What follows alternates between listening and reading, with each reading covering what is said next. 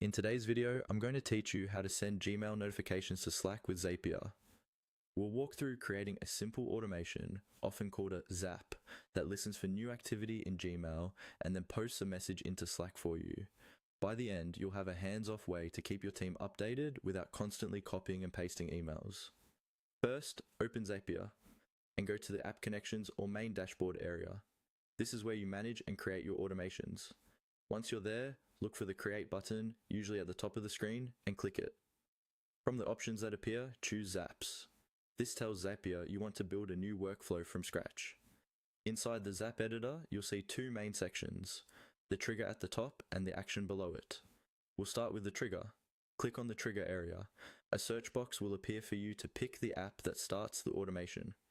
In that search box, type Gmail. As you type, Gmail should appear in the list of apps. Click on Gmail to select it. Next, you'll see a drop-down or field labeled Choose an Event.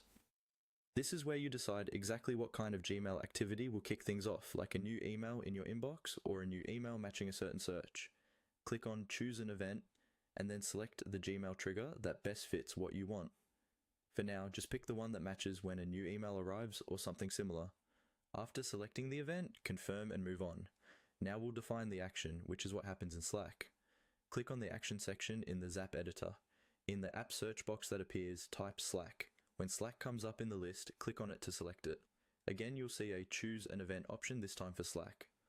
Click on that and pick how you want Slack to respond, for example by sending a channel message or a direct message.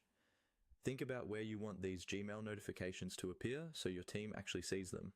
Once you've chosen the Slack event, just follow the on-screen prompts.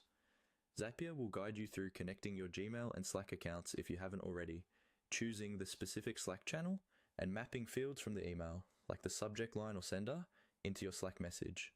When you're done, test the Zap, turn it on, and you're all set.